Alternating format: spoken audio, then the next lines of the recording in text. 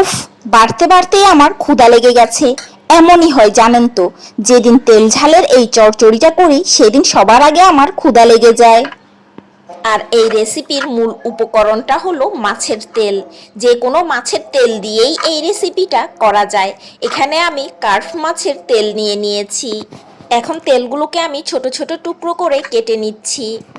আচ্ছা, খেয়াল করেছেন এই তেলগুলো দেখতে একেবারে গরুর মাংসের চর্বির মতো মনে হচ্ছে।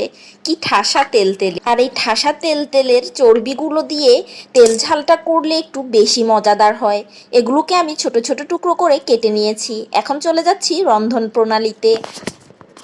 প্রথমে তেলটা ভালো করে গরম করে পেঁয়াজগুলোকে বেশ খানিকটা সফট করে ভেজে নিতে হবে। মাছের তেলটা দিয়েও বেশ খানিকটা ভেজে নিব। তারপর এতে অ্যাড করে দিচ্ছি রসুন বাটা। আর এই রেসিপিটাতে একেবারে টাটকা রসুন বাটা অ্যাড করলে ফ্লেভারটা একটু বেশি ভালো আসে। রসুন বাটাটাকেও একটু ভেজে নিব। এই রেসিপিতে আহামরি কোনো মশলা অ্যাড করতে হয় না। জাস্ট হলুদ ও মরিচ গুঁড়ো, লবণ আর একটু ধনিয়া গুঁড়ো দিলেই হয়। আপনারা আপনাদের স্বাদ মতো এগুলো অ্যাড করে নেবেন। করে দিচ্ছি বেগুন ও মাছের পেটি। মাছের পেটিগুলোকে আমি ছোট ছোট টুকরো করে কেটে নিয়েছি। ঢাকনা দিয়ে বেশ খানিকটা সময় কষিয়ে নিয়েছি। এখন এতে অ্যাড করে দিচ্ছি টমেটো ও হাফ কাপের মতো পানি।